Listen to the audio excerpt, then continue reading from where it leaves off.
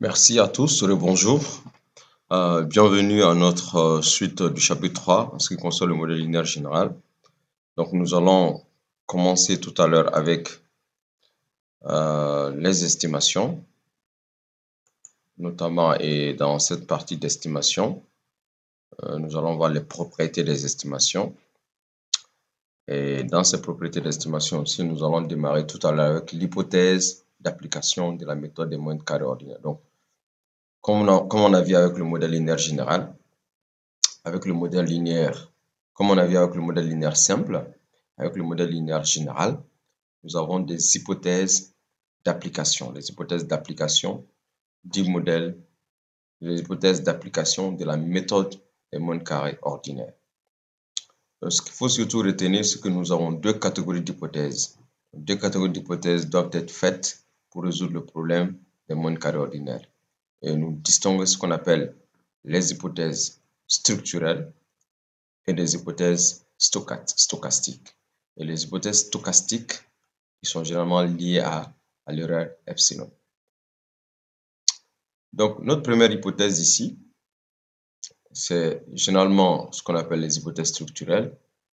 Nous avons le n, notamment le nombre d'observations, est supérieur au nombre des séries explicatives. C'est-à-dire n doit être supérieur à k. Nous avons n observations et k variables explicatives. Donc, par la suite de notre modèle, la première hypothèse à avoir, il faut toujours que n soit supérieur à k, notamment le nombre d'observations, soit supérieur au nombre de séries explicatives pour pouvoir appliquer le modèle, pour pouvoir appliquer la méthode des moyennes carrées ordinaires pour le modèle linéaire général ou le modèle de régression multiple. Deuxième hypothèse, le rang de la matrice des variables explicatives est égal à k. Le rang de la matrice des variables explicatives est égal à k, le nombre de paramètres à estimer. Autrement dit, il faut que les variables soient linéairement indépendantes. Donc, ce que nous appelons généralement l'absence de collinéarité entre les variables explicatives. Donc, dans ce cas, la matrice x', donc l'inverse de x, la matrice x', x explicative. Dans ce cas, la matrice x' est inversible et la matrice x', x-1 existe. Donc, x' ici désigne la transposée de la matrice x. Ça, c'est extrêmement important. Donc, le rang de la matrice des variables explicatives est égal à k. Ensuite, nous avons l'hypothèse 3 qui est l'expérience mathématique des erreurs égale à 0. Donc, autrement dit, l'expérience mathématique des erreurs est nulle, ce qui signifie techniquement que cette hypothèse explique que y est une variable aléatoire d'expérience mathématique xa. Et cette condition aussi nous permet d'obtenir des estimations sans biais. On va avoir des estimations sans biais. Ensuite, en quatrième hypothèse, ce qu'on a ici, l'espérance de epsilon au carré égale à écart type au carré.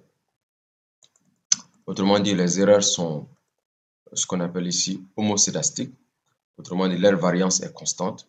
Cette hypothèse aussi peut être testée quand on a repéré l'hétérocédacité, c'est-à-dire le contraire de l'homocédacité, c'est l'hétérocédacité.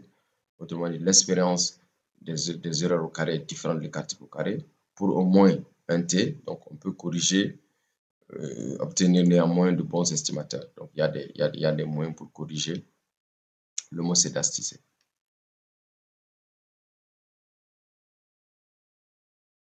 Il y a des moyens pour corriger l'hétérocédacité pour que les erreurs puissent être homocédastiques.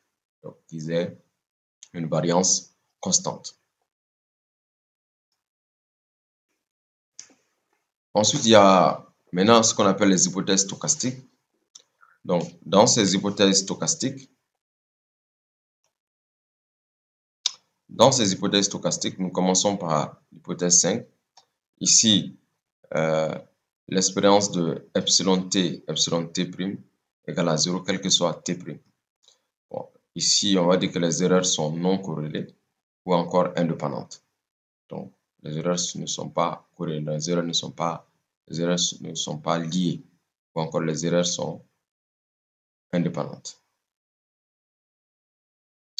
Et cette hypothèse peut être aussi testée, hein, donc il y a des moyens pour le tester. Et quand H1, H5, l'hypothèse 5 n'est pas vérifié, on parle alors d'autocorrélation d'erreurs. Donc, c'est-à-dire les erreurs d'une période sont liées aux erreurs d'une autre période. Ensuite, il y a l'hypothèse A6. Donc, l'hypothèse A6, donc les erreurs suivent une loi normale et les termes d'erreur suivants suivent aussi une loi normale. Et cette hypothèse joue un rôle essentiel, bien qu'elle soit difficile à vérifier. Mais il existe des tests de normalité, par exemple le test de Jack-Berra qu'on verra plus loin, mais ils ne sont pas applicables sur les termes d'erreur qui, par définition, sont inconnus.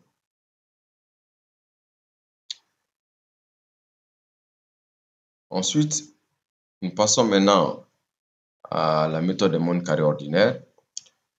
Comme vous le savez, nous cherchons à avoir notre A chapeau. Donc, la méthode des mondes consiste à estimer les vecteurs inconnus A éléments de RK. Comme vous avez constaté dans la régression linéaire simple, nous avons fait des dérivés. Donc, nous avons tiré epsilon, ensuite nous avons élevé epsilon au carré et nous avons minimisé. Donc, c'est la même démarche ici. Sauf qu'ici, nous aurons besoin d'un prérequis, notamment en calcul matriciel, notamment comment faire, n'est-ce pas, la transposée d'une matrice et comment faire l'inverse d'une matrice. Donc, dans le cadre de ce cours, on ne va pas trop rentrer en détail de ces démonstrations-là. Nous allons vous donner les résultats. Et ceux qui veulent plus de détails peuvent nous contacter. On les montrera justement comment faire ces calculs matriciels qui demandent souvent un peu de temps. Donc, on a ici Y chapeau qui est X fois A chapeau, donc le vecteur qui est ajusté. Et le vecteur résiduel E chapeau qui est égal à Y moins Y chapeau. Ensuite, E', donc égale quoi? Donc égale à EI au carré, donc soit minimum. Il faut on arrive à minimiser la somme des erreurs. Et la somme des erreurs, ici c'est Y moins Y chapeau carré, s'appelle la somme des carrés des résidus. Et les composantes A1, A2 chapeau, AK chapeau, les vecteurs A chapeau sont les coefficients de régression et Y reste respectivement par rapport à X1, X2 et jusqu'à Xk.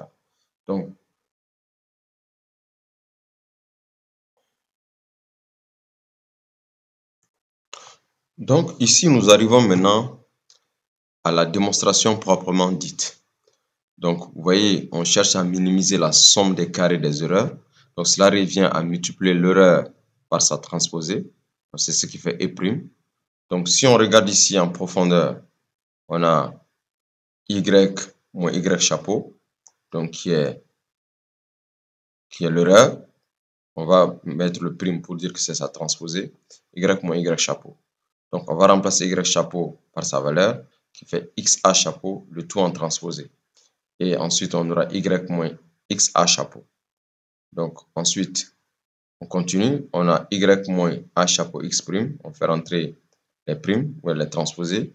Y moins XA chapeau. Donc, on a une factorisation. Donc, on fait ça fois ça. Et ça fois ça, et ça fois ça. Ensuite, tout ça fois ça. Et tout ça aussi fois ça. Donc, ici, comme nous constatons que tous les éléments du produit sont des scalaires, nous cherchons qu'un scalaire est égal à son transposé.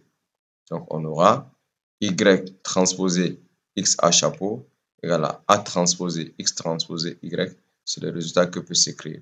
Donc, si on veut avoir l'erreur fois sa transposée, cela va nous donner Y transposé Y moins 2A chapeau prime X prime Y plus A chapeau prime X A chapeau. Donc, comme on cherche à minimiser, on cherche le minimum de cette expression par rapport à A. Donc, cela revient à annuler la dérivée première de E' fois E par rapport à A chapeau. Donc, si on fait cela, on aura moins 2x' plus 2x' égale à 0. Donc, d'où x' y égale quoi? Égale x' x A chapeau. Donc, si on multiplie cette expression par quoi? Par x' x moins 1, on obtient alors A chapeau égale x' x moins 1, x' y. C'est ça qu'on appelle A chapeau. Et c'est comme ça qu'on a les estimateurs. Donc, maintenant, nous allons passer à l'équation d'analyse de la variance. Donc maintenant, nous allons passer à l'équation d'analyse de la variance et la qualité de l'ajustement. Donc en ce qui concerne cette équation d'analyse de la variance, nous avons ici, donc ayant évalué déjà par la méthode des moyennes carrées ordinaires les paramètres du modèle, on cherche maintenant à déterminer si ce modèle permet de bien expliquer la variable endogène. Et pour cela, nous allons E égale Y moins Y chapeau, le vecteur des résidus, et Y bar égale à XA bar, donc le vecteur des valeurs estimées de Y. Donc nous allons avoir Y, c'est Y chapeau, plus les erreurs. Et on démontre que somme de t allant de 1 à n de yi moins y bar le tout au carré. On va intégrer y chapeau. Donc sera yt moins yt chapeau au carré plus somme de i allant de 1 à n yt chapeau moins y bar. Ok, donc on va intégrer yt chapeau entre yt moins y bar. Donc c'est ça, on appelle généralement le SCT la variance totale. Et nous avons le SCR ici, qui est ce qu'on appelle la variance des résidus, ou bien la variabilité des résidus. Et le SCE, on l'appelle généralement la variabilité expliquée. Donc, c'est la même chose qu'on avait fait avec la régression linéaire simple. Donc, dans l'introduction, il a été indiqué qu'un modèle est une représentation simplifiée des déterminants du phénomène économique étudié. Donc, les facteurs qui influencent la variable endogène Y sont certainement beaucoup, donc plus nombreux et complexes. Et maintenant, ce qu'on va chercher à démontrer ici, quelle va être la part de la variance de Y qui est expliquée par ce modèle réducteur. Et c'est ce que l'équation d'analyse de la variance permet de juger cette qualité, n'est-ce pas, de l'ajustement des modèles. Comme vous le savez que plus la variance est proche, plus la variance expliquée est proche de la variance totale, meilleur est l'ajustement global du modèle. Donc, c'est pour ça que le coefficient de détermination RD est défini à partir de la décomposition précédente. R2, c'est variance expliquée sur variance totale. Donc, c'est notamment SCE sur SCT. Également, on a R2 aussi égal SCT moins SCR, donc la variance totale moins la variabilité des résidus sur la variance totale. C'est égal à 1 moins SCR sur SCT et SCR égal à 1 moins R carré SCT.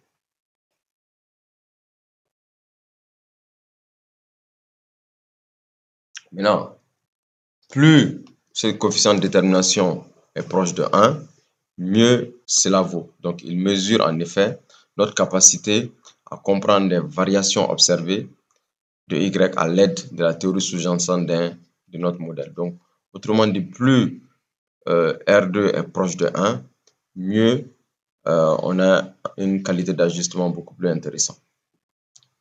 Donc, le complément à 1 du coefficient est au contraire la mesure reçue à comprendre dans les variations. Cependant, il doit être utilisé avec précaution.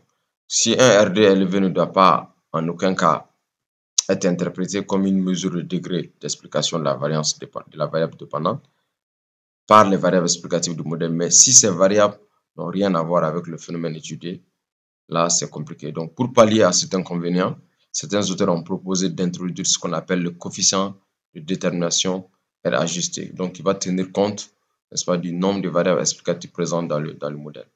Donc R2 égale 1 moins N moins 1 sur NK, facteur de 1 moins R carré. C'est ce qu'on appelle généralement le R ajusté. Et il est très intéressant ce R ajusté parce que dans son interprétation, si le R carré est inférieur, n'est-ce pas, à R ajusté, donc, et si N est grand, R ajusté est sensiblement égal à R au carré. Donc, le coefficient de détermination.